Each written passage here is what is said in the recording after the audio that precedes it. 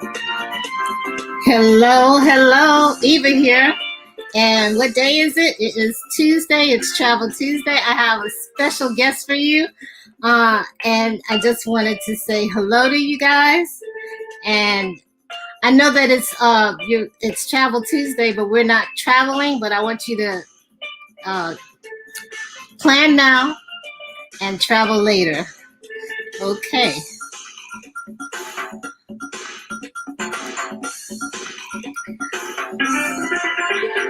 So I have a special guest for you. I'm going to introduce him and bring him on.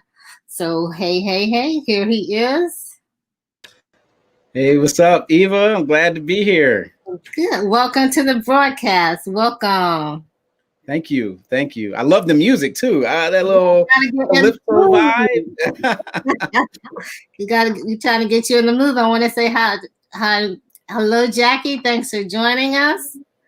And hello, Danita. Thanks for joining us. And I want to take this moment to introduce our guests. Let me get my intro here. Rasool Story serves as a teaching pastor at the Bridge Church in Brooklyn, New York. And that's my hometown.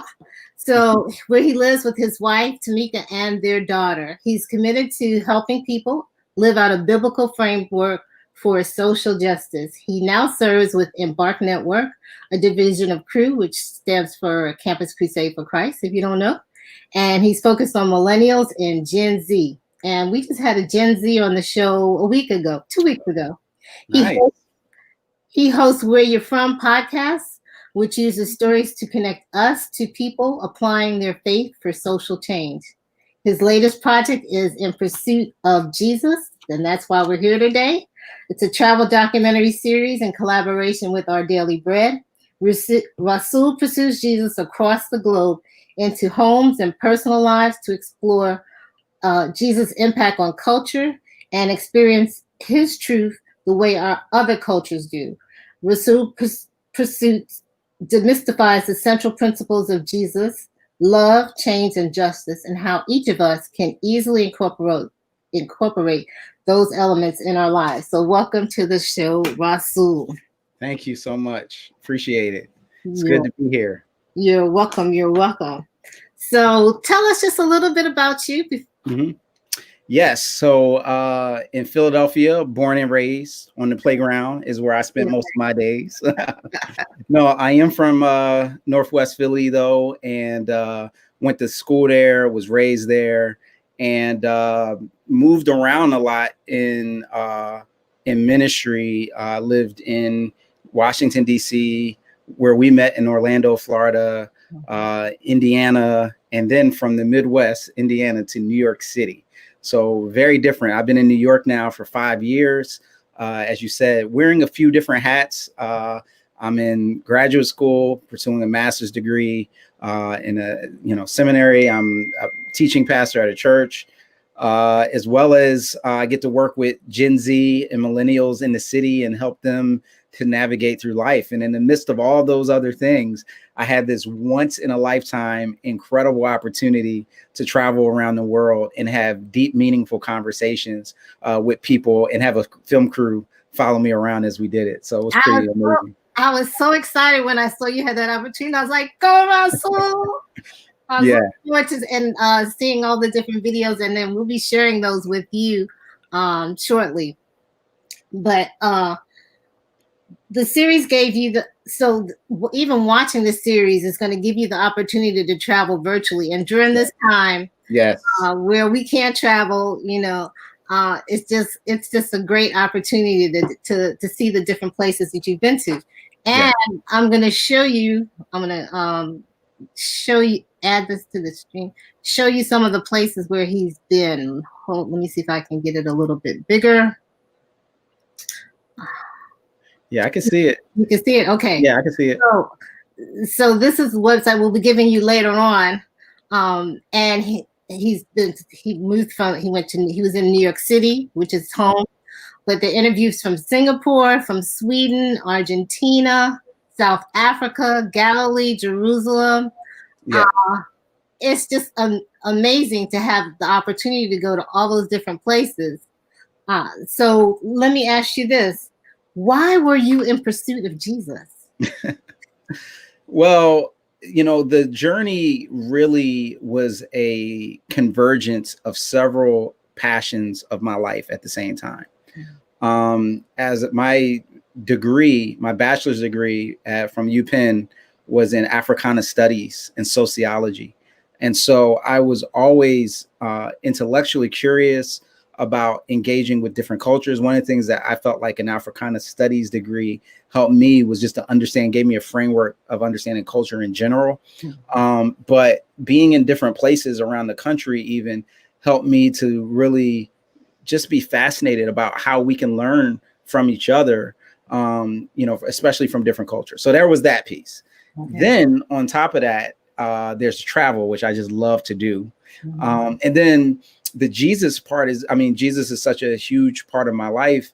And the reason why it was important or interesting as a subject is that, we don't really stop to think about this a lot, but I don't think it's in question. Jesus is the most influential person in the history of the world, regardless of if people, are necessarily identify as Christians or, Muslims who also hold him to be a prophet, or anybody else who, it's our world has been shaped, literally our time, 2020 AD, Anno Domini, in the year of the Lord, like from going back from Jesus's, sense of birth. So regardless of where we come into that conversation from a spiritual standpoint, just from a historical and cultural standpoint, is really interesting to think about how people think about and interact with and engage with this person of Jesus. And so all of those things came together, and it was about the director of the project. His name is Philip. He's a huge Anthony Bourdain fan. He loved Anthony Bourdain's work. And so there was actually a picture in the office, WWAD, what would Anthony Bourdain do, And so the style and the cinematography of it really depicts an incredibly professionally shot presentation of culture through a specific lens and framework of faith. We have a question. Jackie said, wow. She said, I'm sure you learned a lot, Rasool. What would you say would you say it transformed you at all? Absolutely. There's so many different ways. Thank you for that question, Jackie. I think one of the most significant, and it was funny because the director and I were talking about this, I felt the difference before even the shooting ended, and I could see how I interacted with people differently at the end versus in the beginning. And the main way is I became more of a listener and even more curious at the end than I would have been in the beginning. I think sometimes, how sometimes we can get into that mode where someone's talking to you, but you're thinking about what you want to say next. Mm-hmm. And so you're maybe catching like 80% of what they're saying. Being in a space where you're meeting fascinating people from all over the world, it helped me to be locked in and much more engaged. And the thing that I learned from that is that because we're all made in the image of God, there's something that everybody in the world can teach me, anything. And regardless of what they believe or anything. So that was the one thing that really stayed with me, is to have a curiosity about everyone I meet and to really be fascinated to learn, and to see how the experience of travel will shape you and change you just from the standpoint of what you see, what your hands hold, where your feet go. There's that saying in the Corona commercials, the beach, not the bear, not the disease, but the Corona, it says find your beach. And even to this day, I think back about a beach that I was in the Cape of Good Hope at the very bottom of South Africa. Mm-hmm. And it's one of the most beautiful beaches I've experienced, because there's like a huge cliff.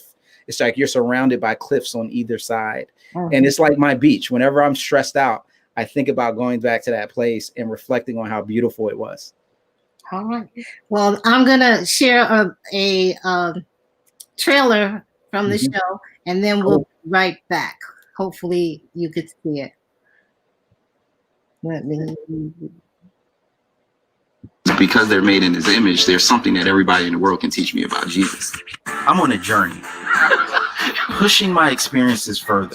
That's a good saying. Jesus, do you, boo-boo? These experiences have shown me how limiting my own cultural understanding of Jesus can be. We tend to forget about the human side of Jesus Christ.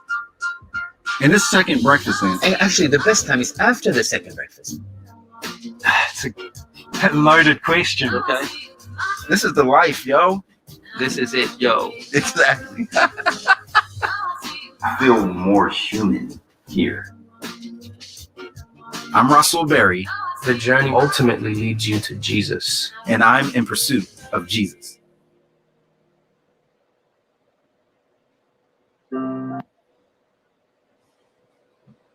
Okay.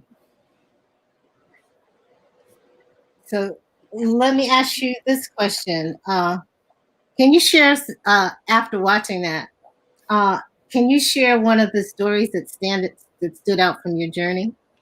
Yeah. So one of the stories, and I think this is kind of relevant for our time, the moments that we're in. So we were in Singapore, which was our Asia stop on the trip.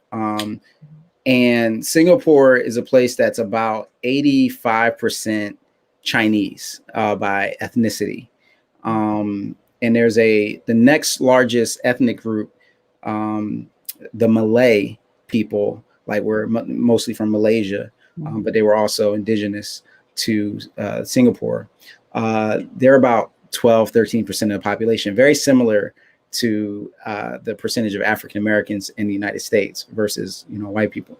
Mm-hmm. So as I was talking to the Chinese-born or descent Singaporeans, and I would ask them about like racial dynamics or tensions, and they recognize that there had been stuff in the past, but they kind of felt pretty confident that nowadays that wasn't a thing, right? Mm-hmm. And because so I didn't get a chance to talk to a lot of Malay. So that one day we had off, I literally was like, I got to talk to a Malay person and get their perspective on this, right? So I just randomly went up to somebody, and it was like, hey, are you Malay? And actually the guy that I was talking to wasn't. He was from India, but the guy sitting next to him, he was like, I am. I said, yo, I'm from America, and this is my first time here, and I just really want to get your perspective on being here. He was like, cool. I'm about to go eat. You want to come with me? I'm like, word. Which, coming from New York, that's like a whole, I was taking a huge risk. Somebody would just walk at you, maybe not even talk to you. But we sat down, and as he talked, I remember him talking about how different it was, how hard it was being a Malay person in Singapore. And even he said, I asked if they had ever had a Malay president. He was like, our president right now is Malay, but that don't mean nothing. They still don't treat me the same when I come into, a restaurant. And I was like, oh my gosh, this is the same thing that I would say in America. And I ended up doing an interview with him. His name is Hardy. Okay. And so I asked him, I told the crew about this new friend I had just met. And they said, hey, see if you'll be able to do an interview.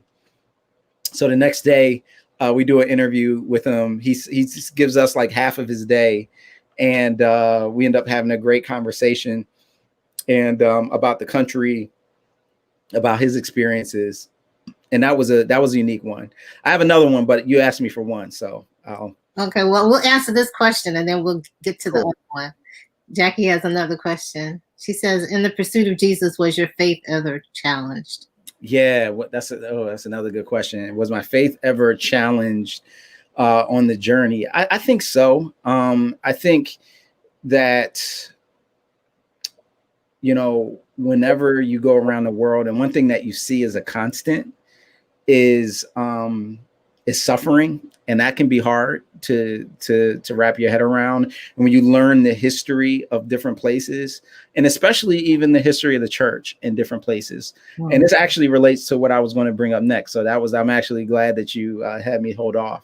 So we were in Singapore and Sweden before that. Sweden was our first international trip. And we went up to the north. Now, if you've ever seen the movie Frozen, that there's like these folks that are reindeer herders, right? Like the reindeer is the main, like Olaf or whatever. Mm-hmm. Well, in Sweden, in the northern part of the country called the Lapland region, which actually pours into Finland and in Norway as well. But they are reindeer herders, and it's a ethnic group and an indigenous population called the Sami people. And they're not considered like, they're not like the southern Swedish people who are, white, blonde hair, blue eyes. The Sami people look a bit different from them. And they're reindeer herders. So in any case, we went up there. And so I was talking to this woman who's a Sami person in a teepee and eating reindeer jerky. And it was just this, incredible experience. But she told me about the first king of Sweden and how he used religion in the church to basically take their land and their people. And it sounded like a very similar story to the Native Americans. And that was really disappointing and hard to hear. And like, man, here too. But the thing that was cool about talking to her was that when we started talking about the person of Jesus, similar to here, it wasn't like people had a problem with Jesus. They had a problem with these powerful men who exploited religion for their own personal gain. But we have this very poignant moment right there in the TP where she talks about the fact that now the church is actually the most significant institution that helps protect the culture of the Sami people against the government. And so it's kind of flipped. And so that's kind of like the base of their cultural practices now. And so that was a really meaningful conversation, but one that it is challenging to go around the world and see how people will use, faith for their own political purposes. And I think we're still seeing that today. Absolutely. So out of the places, that was the question I asked you already, out of the places you travel. So what are some travel tips that you can share? Travel tips, because you've traveled to 3 continents in a short period of time. I even from me going to South Africa or going to Ethiopia and being on those long flights, I just can't imagine it. So share a little bit of that, the travel experience. So this is what happened, Eva. So this is how this happened. So initially they had been planning this this was like the 4th installment of a group of documentaries that they had done. And they asked me kind of more last minute because there was somebody else that they had scheduled that couldn't do it. And so I said yes, but there was a condition for me. And that was I'm in school, I'm in graduate school. So I was like, I can't, we started this conversation in March. I'm like, I have to be done in like September. Like I can't be going back and forth all over the country while I'm in school and serving at the church. And so I thought that was going to be like a no from them, but they were like, okay, we'll make it work. And so what that meant though, was that the schedule got really compressed. So give you an example. So I go to Sweden. I think we had like 2 weeks before I went to Singapore. Come back from Singapore, have 2 days. I literally only have time to do my laundry, to pack and repack and go to Argentina and then come back. Then I had to go to Colorado for something else. Then I come back and then I go immediately to South Africa and then come back. And then, so it was like within, like you said, 3 weeks, I went to 3 different countries, 3 different continents. And it was intense. But the funny thing was, I think my body was so confused about the time zones that it never got adjusted to one particular time zone. So it just was like tired. Like, okay, it's time for bed now. Boom, I can go to bed. On the plane. Right. But in terms of some travel tips, I do think, like you said earlier, it's never too early to plan. It's never too early to dream and then think about, okay, if I wanted to go to this place, where would I let me learn about it. Let me discover the beautiful spots, the places that you just, that might be of unique interest to me. And so for me personally, especially since I was interviewing people and wanting to talk about their culture, I had to come in like knowing what I was talking about to some degree, so the conversation could be meaningful. And I'll never forget going to Argentina, because I didn't know a whole lot about Argentina. I watched the documentary before I left, and the documentary was about this dark period in the country's history where the government was oppressing the people in the 70s and 80s. A lot of people died, and so I had that in my mind. So then when I got there and I started asking people, it was like the light bulb initially went off, and they started to pour out their stories. Oh. And because I had done the initial research, like I went on Amazon and saw a documentary, and I just rented it, and it was so I think learning about places is really helpful. And now we got all these beautiful, ways that you can do that, docuseries and things like that. And so definitely learning about different places, knowing what the temperature is going to be. Because I went to South Africa. South Africa was the coldest place that I went to. I think Africa would be warm. Exactly, because South Africa is at the very bottom, and in July it was the winter, and so you're thinking it's hot here, and I'm going to Africa, but I actually had to like layer up because there's penguins, when you go to Cape Town and stuff like that, because it's cold water, and so yeah, it was a different experience. Now, to the audience, if you have questions, now's the time. Put them in the comments. Please. I love questions. Yeah, ask Rasool some questions. If you have something in particular you want to ask them, be sure to put it in the comments. Okay. How has your perspective changed as a result of this experience?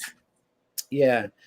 I think especially now, in terms of just, we live in a pretty divided and polarized world, that proximity, intimacy is really key to understanding where other people are coming from.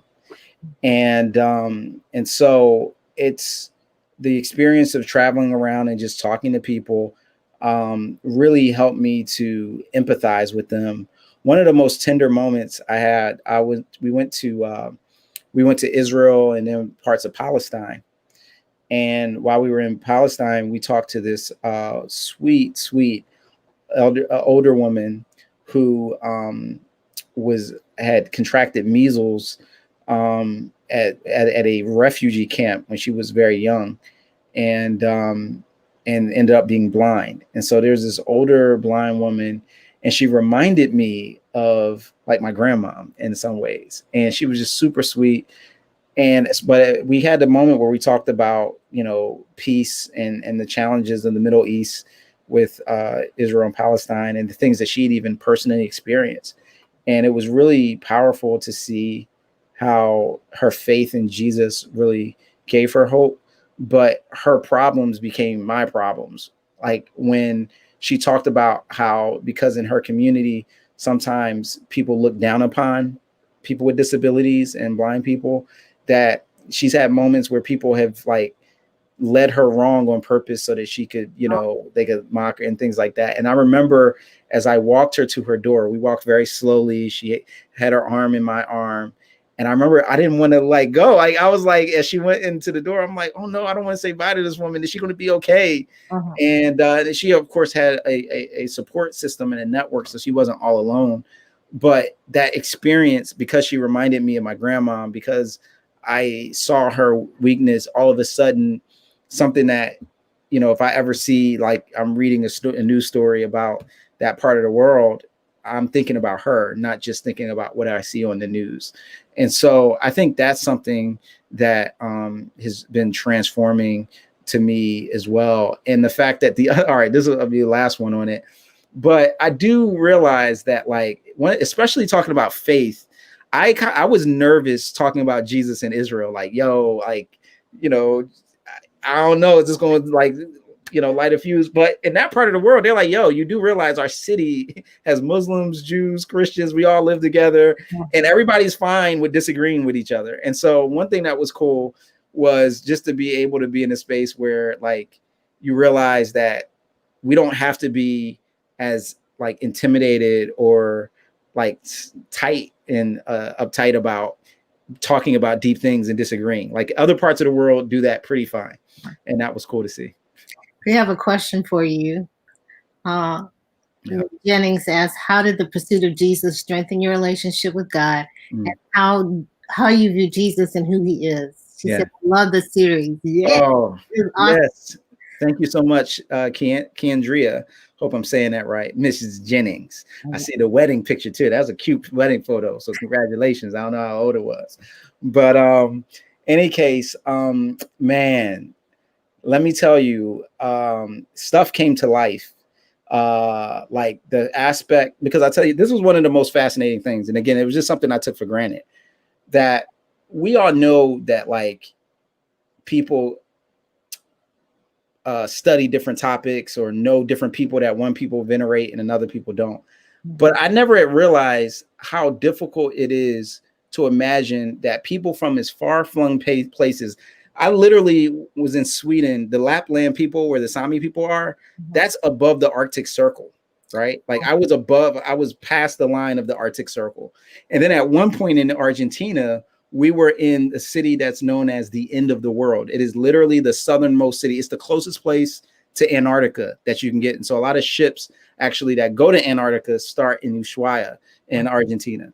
And the thing that was fascinating I never thought about was how Jesus is the only person in the world who people from as far north as Sweden and as far south as Argentina not just see as a prophet, but as God in the flesh, like like divine, like that.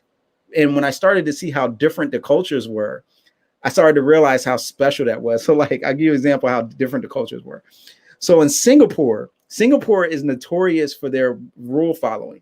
Like you get off the plane, and before you go to past the guy that stamps your passport, there's a thing you have to fill out, like customs. And on the form, it says like no chewing gum is illegal and drug dealing is illegal under penalty of death.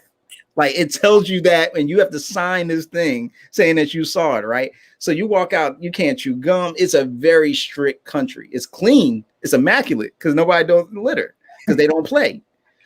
Now that's the airport. It was orderly. It was clear. There was no traffic. Everything was so organized. Well, 2 days later, when I went to Argentina, it was the exact opposite. Argentina, they're like chill. The airport was chaotic, and they're there because they value people and community and life. Where in Singapore, it was more like about the way that they value community is like, let's all follow the rules. The way Argentina values community is like, everybody do what they want. But in both of those places, I talked to Christians who were like, Jesus makes sense to me because he lived the perfect life so that I could trust him even when I fail. And so there was something in it that connected each person to them in the midst of their culture. And that made me see Jesus more glorious than I had ever seen him before, because I was like, wow, this is really a fascinating thing that this person is something that people can hold on to and see beauty in, regardless of where, not just beauty, like he's a good person, but like he's divine. Like that, I had never thought about how unique it was. So that it made Jesus more glorious to me. It made him more dynamic, but then it also helped me to see how limited my own perspective was on life. So I'll give you this one quick example on that, because this is an important point. Part of the thing we need, and this is why I think travel is absolutely necessary, because anybody who's ever been used in the Bible has been moved. Anybody that God used, he moved. Abraham moved. Moses moved. David moved. You know, and there's something about, because there's this, I ain't gonna preach, Eva. I ain't gonna preach. But there's this line in Hebrews chapter 11, the Hall of Faith, where it says that because Abraham was seeking another country, not his own country, he was not ashamed to go and to leave everything. And there's something about not seeing another country is bigger than your own, and going to other places where you experience the world is bigger than where you grew up, that helps you see God bigger. Like some of the things that you assumed were one way, you go to someplace else and you see that they're different, right? They drive on the one side of the road. And when I was in Argentina, we had this moment where there was a pastor who was also a wine connoisseur. Like he was a food and wine journalist. This was his job, right? So I can't remember what you call those people.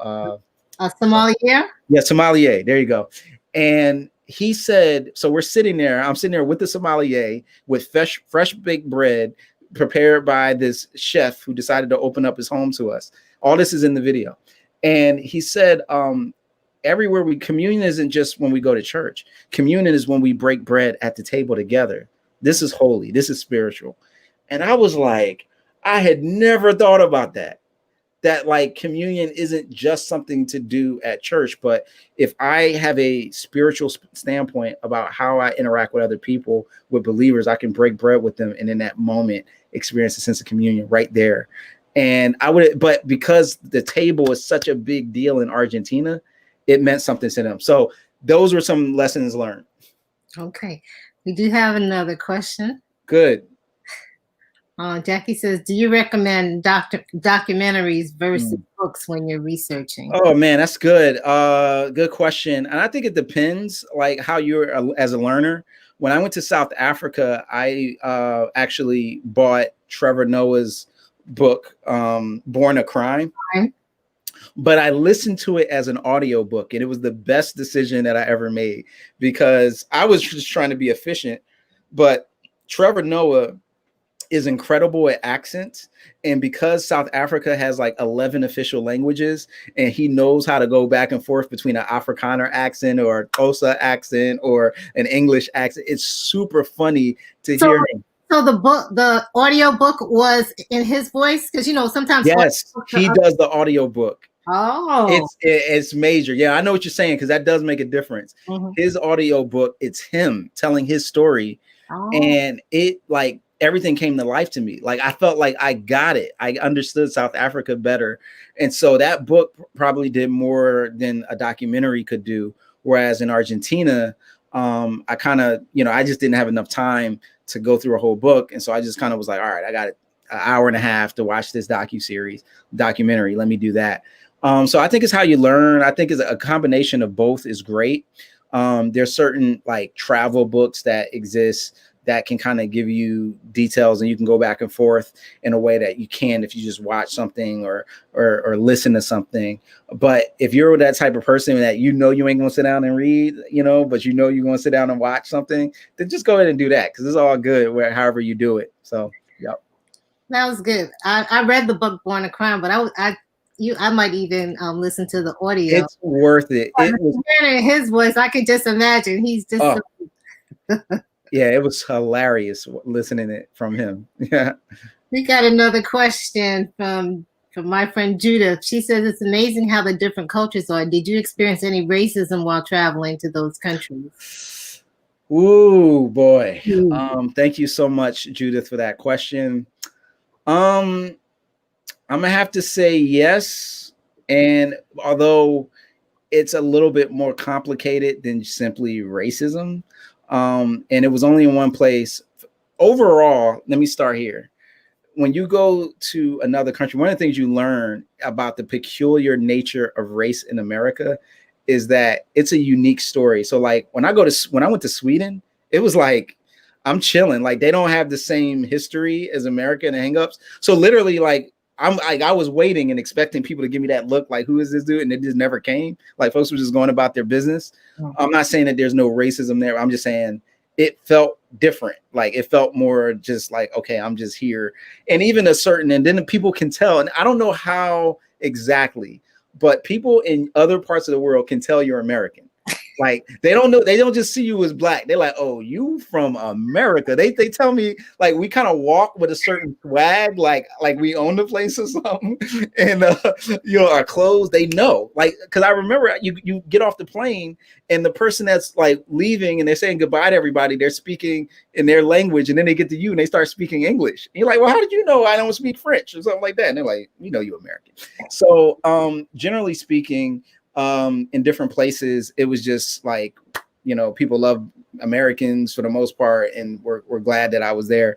And there was some exoticism with the locks and everything, and a different look. So there was some fascination with that people had curiosity about. But the one time I did experience like, oh, this is different. And actually, the worst of it was when I was at the airport in Tel Aviv, in Israel. And I think it was actually because of my name, because it's a part of the world where, they look at, there's so much tension between Muslims and Jews. that my name is Arabic, and so it was like Rasool. And then they ask you, like, they were like, "Is that an Arabic name?" Like, or no, they would say, like, "Where's that name from?" And I'd be like, "It's Arabic." And they're like, "Really? Like, how'd you get that name?" My parents converted to Islam. Really? Okay, can you come over to this line? So they're sitting there like, I don't know. We ain't trying to have nobody. So, but it was like, so you get separate. You know, I got separated, and it happened a couple times. So I kind of was like, okay, this is a not a coincidental thing. But if your name isn't Rasool, I mean Akbar, then you probably good. But it was honestly frustrating to experience that. But once but that was only at the airport. In the country itself, everything was great. Actually, that was one of my favorite trips in terms of being in country and interacting with people. And there are a lot of Ethiopian Jews that I got a chance to see and interact with that live there. But yeah, but being at the airport with an Arabic name and being Black was not the fun. We have another comment from Mrs. Jennings. Yeah. Says, my limited perspective, this series helped me in many ways. That's excellent to hear. That's one of the reasons why we did it, and really just to share with other people. I think also, and here's an important travel tip. We were talking about travel tips before. Like, I think it's important to interact with the people when you're traveling, and to not be afraid to do that. People love to be ambassadors for their country. And just like I said, like the whole Singapore trip, it would not have been the same had I not approached Hardy and just out of the blue and said, "Hey, could you tell me about your country?" I think a lot of times, we might be afraid of how we're perceived, especially as Black people in America. You go like, "Yo, I might be a little bit tentative." And so I really did learn that, like, people were excited to talk to me. They, did not see me as a threat, but like getting an inside perspective of just like a regular person who just was walking on the street and being like, "How do you see your country?" It helped me understand all the complexities, because it's not just one story. Just like in our country, it's not just one story. It's a lot of stories. And so the more stories you get to kind of color your perspective, the more, the more nuance and the more shape that each thing holds. And I think that that's something I would encourage everybody on this call. Like, we got some lull time right now. Just start to almost like have a vision board. What are some places you would like to go?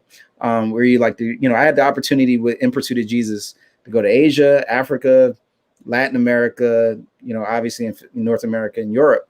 And so we didn't get to Australia, and we got really close to Antarctica. But where would you want to go? Like, do you want to go to a beach? Do you want to go to, some mountains and hike? Like, what's kind of would you like to experience? But then once you get there, definitely plan to like have interactive experiences. I totally agree, because it makes all the difference. And sometimes when you're on vacation, you're kind of can stay at a resort, especially if it's an all-inclusive resort. But you really want to get all out. Yes. And meet people and talk. And people are just so open and interested in talking with you. "Oh, you're from America?" And they'll share some perspectives that they may have, a false positive perspectives and some false perspectives. And you can say, "Hey, this is what the real deal is," or share something about, what's going on in your country. And it really makes a difference. And Mrs. Jennings says, we will be doing any more series with Our Daily Bread, or will you be doing any more series with the other ministries? Yeah, obviously right now, I mean, we'd love to. I am, having some conversations with, with another person about another type of travel series that we're looking at doing. And it's in a very early, like, dreaming stage. So not sure yet. But one of the things that did come from that project, and of course, doing any kind of international travel right now is on hold, but we're still dreaming. But one thing that we did was the podcast, Where You're From, which was also with Our Daily Bread Ministries, and came as a direct result, almost like a sequel to the experiences of In Pursuit of Jesus. So with Where You're From, the whole point, and actually it started because we didn't have a title for it when we started recording the episodes, but the first question I would ask somebody was where they were from. Like, hey, so tell us where you're from, and then it would go from there. And so it is really like looking through the lens of culture and faith, and from many different perspectives. So I talked to Dr. A.R. Bernard, the pastor of the largest church in New York City, Christian Cultural Center in Brooklyn. I talked to Kimini Uwan, who's a host of another podcast called Truth Table. I talked to Dr. Eric Mason, who's a pastor. I talked to all these people, rappers, professors, all these folks, and really understand from their unique perspective how to think about faith, culture, race, justice, gender, all of these things. And I traveled around a lot in the States doing that. And we have just re-upped for a second season of Where You're From. So we're looking forward to doing that. And hopefully, we'll get around and continue to tell stories and interact with people in the future with another international travel. But we'll see when that happens. But planning is the key. Now, Mrs. Jennings, she asked a question that made me think about a question that I have. How now you were traveling the world, you left my girl home, your wife. Yes.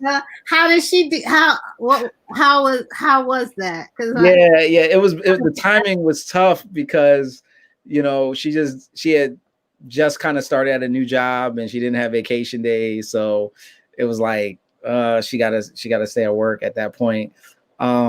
So she was definitely living vicariously through me, but she was very excited. She was the one. I was kind of a little bit like, oh, I think I want to do this. She was like, oh, you better do this. This is incredible. And so that was definitely the love and support I got from Tamika. Shout out to Mrs. Berry. And so we know that if we do it again, she's definitely going to be coming with me. That's my vote. Yes. Yeah. No. It was just, and it could have happened if she could have just got off work and things like that. So hopefully in the future, next time around, we'll do that. My last question to you, and if you have any last minute questions, put them in the chat as we get ready to close up. What did you learn about Jesus traveling 3 continents in 3 weeks? What did I learn about Jesus traveling 3? Well, one, he was with me because I was tired. I didn't even go to those different places. But, seriously, like it really was a faith journey and it deepened my faith to interact with people and see their faith come through. Like, in the Bible, it says that we overcome by the blood of the Lamb and the word of our testimony. And it was more gratifying than anything to just sit down with someone. I remember when I'm thinking of Argentina and South Africa in particular. And just in Argentina, I had to use a translator half the time, because folks were Spanish only. And to hear them talk about their faith was very moving to me, and be like, yo, I also have this connection with God through Jesus too. But to see it from 2 different vantage points of culture was amazing. But South Africa, it hit me different because, it's the motherland. I have this sense of connection with the continent, and to talk to people there who, even in the face of apartheid, because that was a lot of what we looked at was the history of apartheid there. And like the fact that even though it's over, there's still inequities that exist in the country. And to see how they're like, I mean, literally, like I'm asking people, black and white, like, how did you make it through? And they're like, Jesus.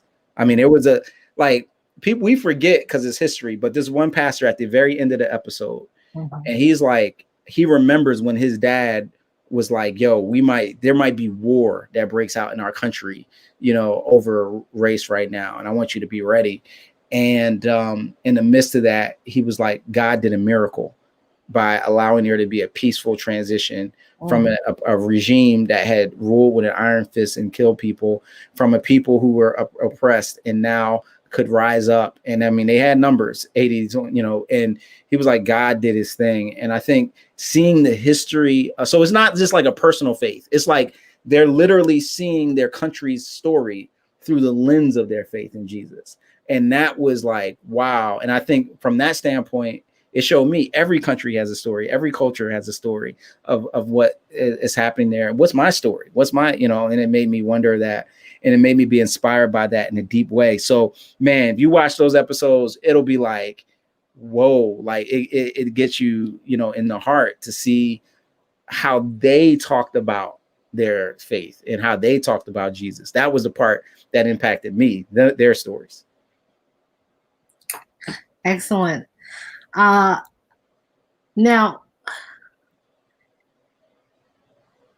is there anything else you want to add as I think about my next question? Okay, sure. Because one thing we didn't get a chance to talk about, What?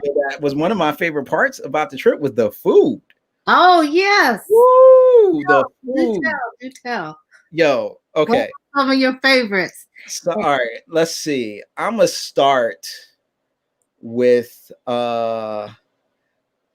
if you're a fish person, if you like salmon, you know, if you ever heard of Norwegian salmon, right? Like you kind of hear that as a name. Well, when I was in Scandinavia, I was in Sweden, that was next door. I'm telling you, I had some of the best salmon I ever. It felt fresher. It felt like, oh, this is right from the source. Like we didn't have to get this. Didn't get on a boat or flown somewhere. Like this was like right down the street in that water, in that stream right there. So that was amazing. The hawker markets in Singapore, that's another thing that people are known for. So there's like almost like these street vendors, but it's the best food that you can get in the city. And because of all the influences of Chinese and Indian, and you know, the flavors are just incredible there. But let me tell you, Argentina, the best steak I have ever had in the world. And I had heard about it, but you know, sometimes the hype don't live up to the hype. I sit down and we got it on camera. And I cut into this piece of meat and I eat it and I'm like, it just is melting in your mouth, the flavor. And I asked the guy, right? So I'm like, yo, why is Argentina steak better than any other steak in the world? You know what this man says? He starts with, you know, because of our grass. I was like, what? He was like, yes. You see, our cows we have a very lush land and it's all flat. So they just eat and they're very happy and they don't have to use their muscles to walk around or to climb up stuff. So my man started at the grass level, right? Like I'm thinking he's going to talk about the way they prepare it, you know, their seasoning. Like he's like the grass. I thought, okay, this is another level. These folks have thought about this for a while. Man, I went to a place in Buenos Aires. It was like they give you these portions that are crazy, like huge portions. And I had just like this whole, I call it bucket o' meat. It was like lamb, steak, you know, brisket, chicken, and they had it under these coals. And so this is important because I love food. Yo, so they bring it out to you. It was in this metal like chafing dish and with these hot coals underneath. And it was still sizzling the whole time. You know how you go to like Chili's or something and they bring out the fajita and it sizzles and then it cools down? This was sizzling the whole time. So the last bite was as hot and delicious as the first bite. It was incredible. I ate so much. It was like I was a fool, but it was great. So Argentina, without question, the best steak ever. Period. I know that I saw on, I think it was your Instagram or your Facebook, a drink that you had that you just said it was amazing. It was delicious. Oh man, the drink. I'm trying to think. Oh yes. Yerba mate. Man, I wish I would have brought the cup that they bring it in, because it's like the national drink in Argentina, and it's basically like a tea, but it's stronger. It's almost somewhat between a tea and a coffee, like because it's as strong as coffee. But they put the leaves directly into the cup, the metal cup, and they have a straw, a special straw that at the bottom of the straw, it filters out the leaves. So that's the way that they do the tea. But it's a very communal drink. So you don't just drink it by yourself, but you share it with your friends, all out of the same cup.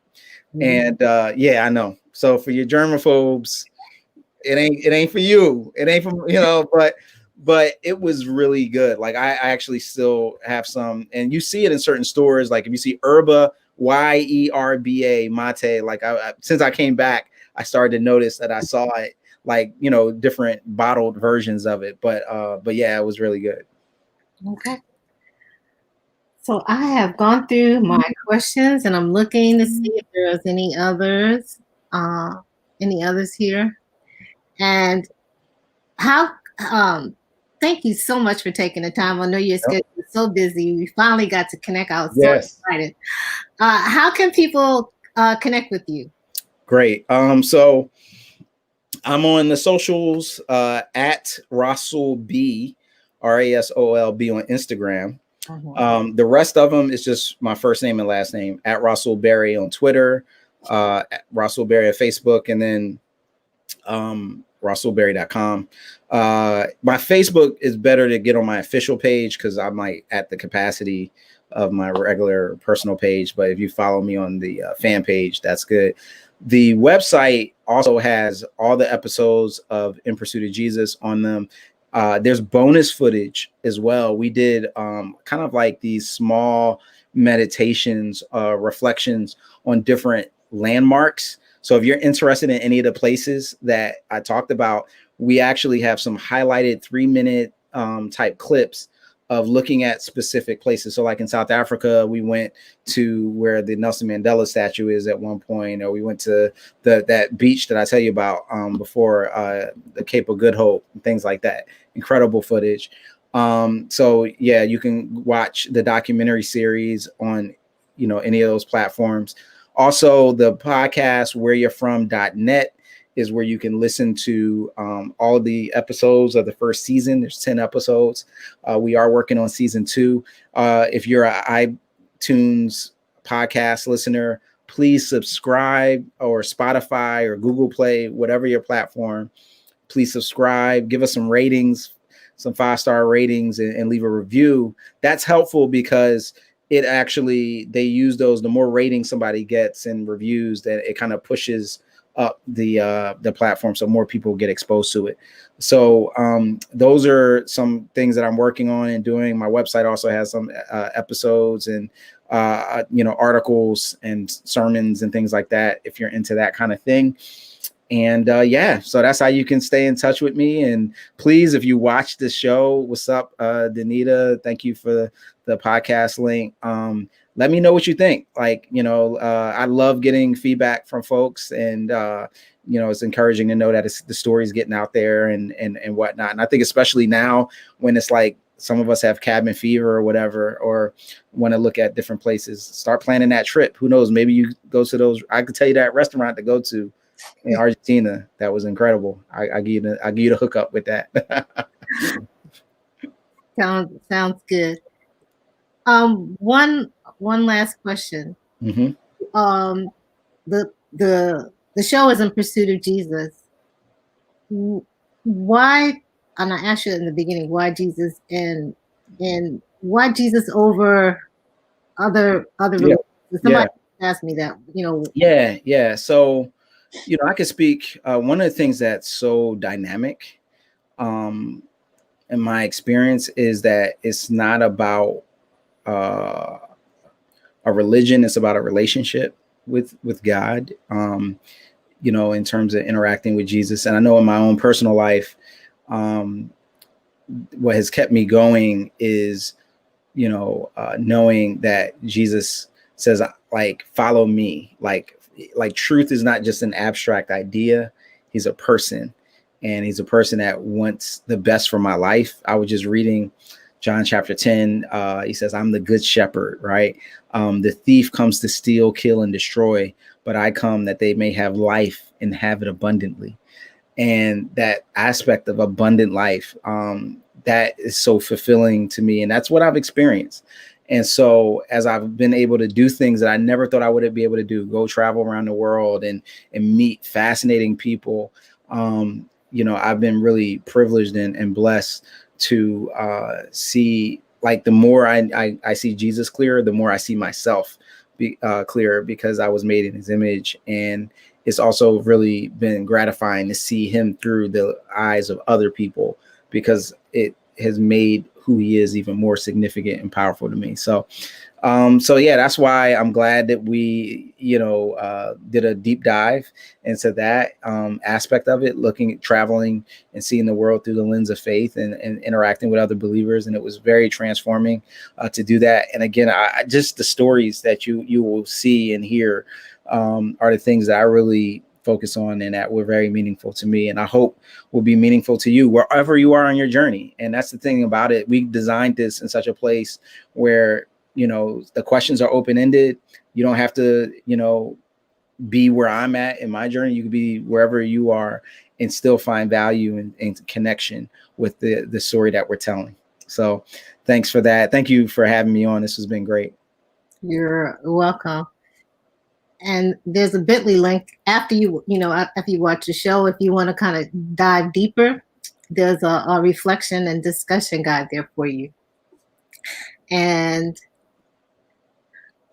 again, thank you so much. And for those of you who may not know about me, I'm Eva Jordan Johnson.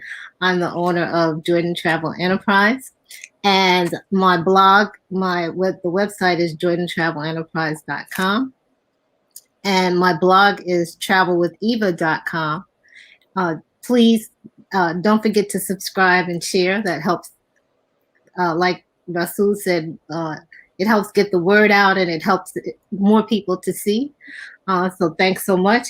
And I help you to have worry-free group vacations and conferences. Most people are overwhelmed and stressed out with the planning and logistics of a group travel event. Well, we transform your ordinary event, your conference or your family reunion, into an amazing group adventure. So again, I just want to thank you for taking the time to be here. It's been great. I've really enjoyed it. And do go on to rasoolberry.com and watch the series, because especially during this time, you're not likely to travel. Very few people are, but we're not likely to travel. But you can travel virtually and see different places around the world. So take care. Bye for now. And again, thank you, and bye, Rasool. Cool. Thank you. Take care, y'all. Peace. Bye-bye.